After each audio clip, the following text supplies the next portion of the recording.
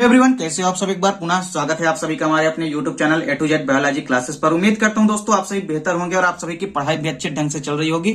आज की इस वीडियो में हम देखेंगे क्लास 12 बायोलॉजी चैप्टर 2। देखिए चैप्टर 2 हमारा है पुष्पीय पादपों में लैंगिक जनन। इसके पहले हमने चैप्टर 2 की दो वीडियो प्रोवाइड करा दी है। यदि अभी तक आप नहीं देखे तो आप प्ले लिस्ट में जाकर के देख सकते हैं। आइए सीधे वीडियो को स्टार्ट करते हैं। आज की इस वीडियो में हम देखेंगे एक प्रारूपिक पुष्प की संरचना, यानी आ स्ट्रक्चर ऑफ टिपिकल फ्लावर। देखिए यदि हम बात करते हैं किसी भी पुष्प की संरचना के बारे में, तो बेसिकली जो पुष्प होते हैं ये आवृतबीजी पौधों में पुष्प का पाया जाना महत्वपूर्ण लक्षण है। देखिए यानी जो पुष्प होते हैं बेसिकली आवृतबीजी पादपों में ही पाए जाते हैं। इस प्रकार हम कह सकते हैं कि पुष्पों का पाया जाना आवृतबीजी पादपों का बहुत ही महत्वपूर्ण लक्षण है। यानी ओवरऑल जो आवृतबीजी पौधे होते हैं उन्हीं में पुष्प पाए जाते हैं। अतः इसी कारण आवृतबीजी पौधों को हम पुष्पीय पौधे भी कहते हैं। देखिए पुष्प की यदि हम बात करते हैं तो पुष्प ही आवृतबीजी पादपों के जनन अंग होते हैं। यानी पुष्प ही क्या होते हैं, किसी भी पौधे के क्या होते हैं, जनन अंग होते हैं। इसके अलावा एक चीज और क्या ध्यान में रखनी है आपको कि जो पुष्प होते हैं, ये क्वेश्चन कई बार ऑब्जेक्टिव में पूछा जाता है कि पुष्प होते हैं तो आपको बताना है कि पुष्प क्या होते हैं। एक रूपांतरित प्ररोह होता है, यानी पुष्प जो होता है यह एक मॉडिफाइड सूट होता है।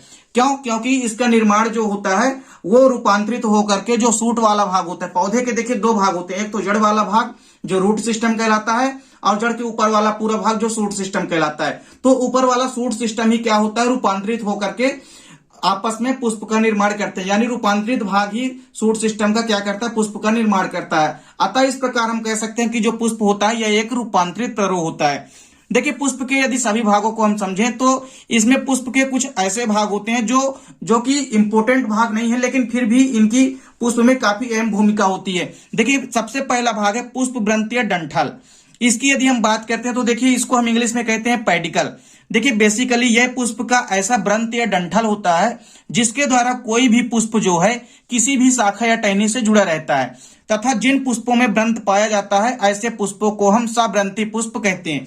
यह चीज आपको याद में रखनी है कि पुष्प व्रंत या डंठल क्या होता है। यह किसी भी पुष्प या पुष्प का व्रंत या डंठल होता है जिसके द्वारा कोई भी पुष्प शाखा या टहनी से जुड़ा होता है, उसे ही हम क्या कहते हैं, पुष्प व्रंत कहते हैं, यानी कि पेडिकल कहते हैं। और जिन पुष्पों में व्रंत पाया जाता है उसको हम सव्रंती पुष्प कहते हैं। ये चीज आपको ध्यान रखनी है। इसके बाद देखिए पुष्प का अगला भाग क्या है, पुष्पासन, या इसको हम क्या कहते हैं, थैलमस। तो पुष्पासन या थैलमस क्या होता है, देखिए यह पुष्प का वह अंग होता है जिस पर पुष्प के चारों प्रमुख भाग उपस्थित होते हैं।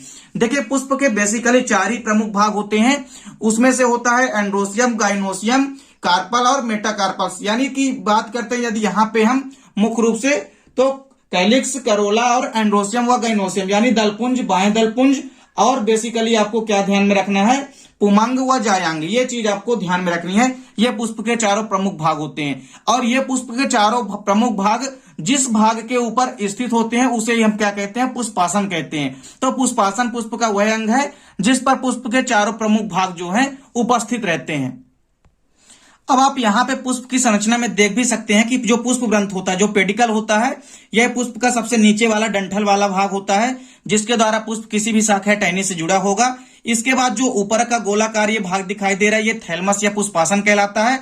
और थैलमस या पुष्पासन के ऊपर ही पुष्प के चारों प्रमुख भाग, देखिए बाएं दलपुंज जिसको हम कैलिक्स बोलते हैं, इसके अलावा दलपुंज या करोला, और इसके अलावा देखिए पुमंग और जायांग, ये चारों प्रमुख भाग थैलमस के ऊपर ही स्थित होते हैं, इसीलिए इसका नाम क्या है, पुष्पासन है। अब देखिए इसके बाद पुष्प के चारों प्रमुख भाग देखते हैं। तो पुष्प के 4 प्रमुख भागों में से पहला प्रमुख भाग कौन सा है, बाएं दलपुंज या कैलिक्स। देखिए बाएं दलपुंज या कैलिक्स की यदि हम बात करते हैं तो यह पुष्प का सबसे बाहरी चक्र होता है और इसकी प्रत्येक इकाई बाएं दल यानी कि सेपल कहलाती है। ये प्रायः हरे रंग के होते हैं। देखिए पादपों में आप देखे होंगे कि जो हरे रंग के होते हैं करोला के नीचे, यानी जो कैलिक्स होते हैं, बाएं दलपुंज होते हैं, ये बेसिकली हरे रंग के होते हैं, ग्रीन कलर के होते हैं और इनकी हर एक यूनिट जो है बाएं दल यानी कि सेपल कहलाती है। ये चीज आपको याद रखना है क्योंकि यूनिट जो है किसी भी चीज की पेपर में पूछी जाती है। देखिए इसके बाद यदि हम बात करते हैं दलपुंज की, तो दलपुंज जो होता है यह भी एक तरह से पुष्प का आवश्यक अंग होता है। यह पुष्प का दूसरा चक्र होता है और इसकी प्रत्येक इकाई क्या कहलाती है, दल कहलाती है, यानी कि पेटल कहलाती है। और यदि हम बात करें दलों की, तो दल जो है अलग अलग रंग के हो सकते हैं।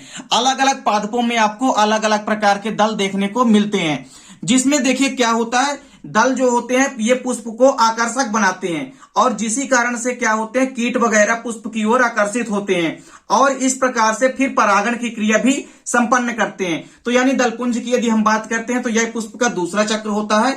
इसकी प्रत्येक इकाई जो है दल या पेटल कहलाती है और अलग अलग पुष्पों में अलग अलग प्रकार के दल या दलपुंज हो सकते हैं और जिस कारण से क्या होते हैं, पुष्प आकर्षक दिखाई देते हैं और कीट इनकी ओर आकर्षित होते हैं और परागण की क्रिया भी संपन्न होती है। देखिए यहाँ पे आप देख सकते हैं कि दलपुंज और जो बाएं दलपुंज होते हैं ये पुष्प के सहायक चक्र होते हैं जो कि पुष्प के आवश्यक चक्रों को सुरक्षा प्रदान करते हैं। ये चीज आपको नोट डाउन करनी है, यह आवश्यक चीज है कि जो दलपुंज और बाएं दलपुंज होते हैं ये पुष्प के सहायक चक्र होते हैं। अब इसके बाद देखिए पुमंग की यदि हम बात करते हैं तो बेसिकली यह पुष्प का तीसरा चक्र होता है और यह पुष्प का नर जनन भाग होता है। कोई भी यदि पुमंग होता है या एंड्रोसियम होता है यह पुष्प का नर जनन भाग कहलाता है। इसे हम लघु बीजाणुपर्ण भी कहते हैं यानी माइक्रोस्पोरोफिल भी कहते हैं और इसकी प्रत्येक इकाई क्या कहलाती है, पुंकेसर कहलाती है यानी कि स्टेमेन कहलाती है। ये चीज आपको ध्यान में रखना है। यहाँ पे आप देख भी सकते हैं कि जो एक पुमंग होता है उसकी इकाई क्या होती है, पुंकेसर। तो पुंकेसर आप देख भी सकते हैं यहाँ पे कि पुंकेसर जो है 3 चीजों से मिलकर के बना होता है।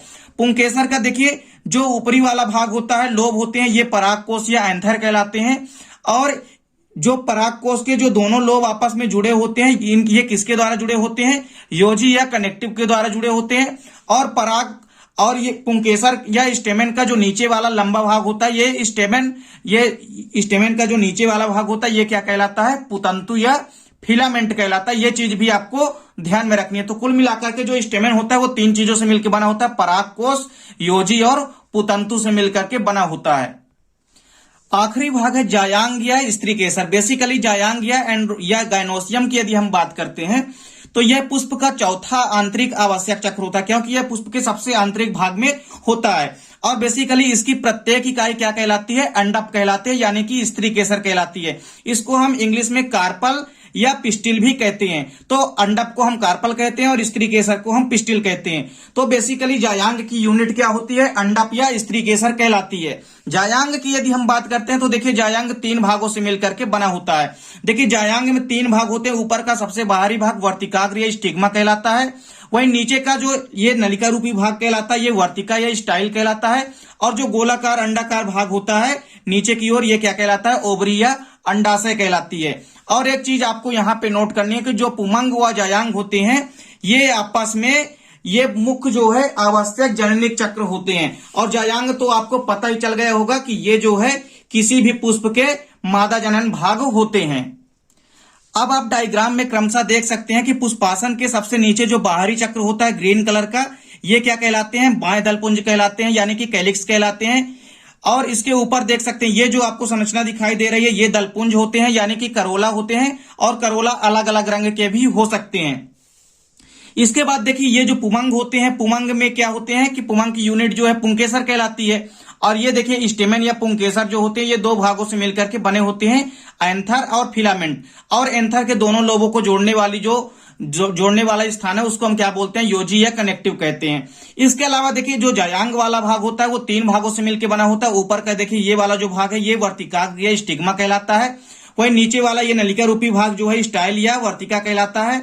इसके अलावा ये जो अंडाकार भाग होता है ये क्या कहलाता है, अंडाशय कहलाता है और ये तीनों भाग मिलकर के गाइनोसियम का निर्माण करते हैं। तो यहाँ पे दोस्तों उम्मीद करता हूं कि वीडियो पसंद आई होगी। दोस्तों वीडियो अच्छी लगे तो लाइक और कमेंट अवश्य कीजिएगा। मिलते हैं दोस्तों नेक्स्ट वीडियो में, तब तक के लिए जय हिंद, वंदे मातरम।